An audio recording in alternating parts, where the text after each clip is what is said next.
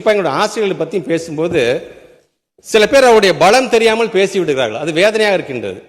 எவ்வளோ தெரியுமா சம்பளம் வாங்குறாங்க அவங்க அப்படின்னு ரொம்ப ஈஸியாக பேசிவிட்டு போகிறார்கள்.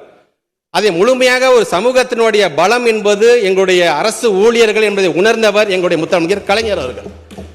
எந்த ஆர்ப்பாட்டம் போராட்டம் நடந்தாலும் உடனடியாக ஒரு பொது சமூகத்தை அவங்களுக்கு எதிர்ப்பாக திருப்பிவிட்டு அவளை கொச்சைப்படுத்துவது போல இவங்க இது வாங்குறாங்க, இவங்கள்ட்ட என்ன கேடு வந்துச்சு, எதுக்கு இதெல்லாம் பண்ணுறாங்க என்று சொல்லும்போது வேதனையாக இருக்கின்றது. ஒரு நல்லா தெரிஞ்சுக்கோங்க, எங்கள் ஆசிரியர் பெருமக்களாக இருந்தாலும் சரி, எங்களுடைய மருத்துவர்கள், எங்களுடைய செவிலியர்களாக இருந்தாலும் சரி, ஏதாவது எங்களை போக்குவரத்து சார்ந்திருக்கின்ற ஓட்டுநர்களாக இருந்தாலும் சரி, இவங்களை ஆர்ப்பாட்டம் போராட்டம்லாம் முடிஞ்சதுக்கு அப்புறமேட்டு அதே டீச்சர்கிட்ட தான் போய் பிள்ளையை கொடுத்து எப்படியாச்சும் என் பிள்ளைய நல்லா படிக்க வச்சிருங்க, மருத்துவர் ஆக்கிடுங்க, இன்ஜினியர் ஆக்குங்கன்னு சொல்றீங்க. அதே டாக்டர்கிட்டையும் செவிலியர்கிட்ட தான் போய் எப்படியாச்சும் உயிரை காப்பாத்துங்க என்று நீங்கள் சொல்லுகிறீர்கள்.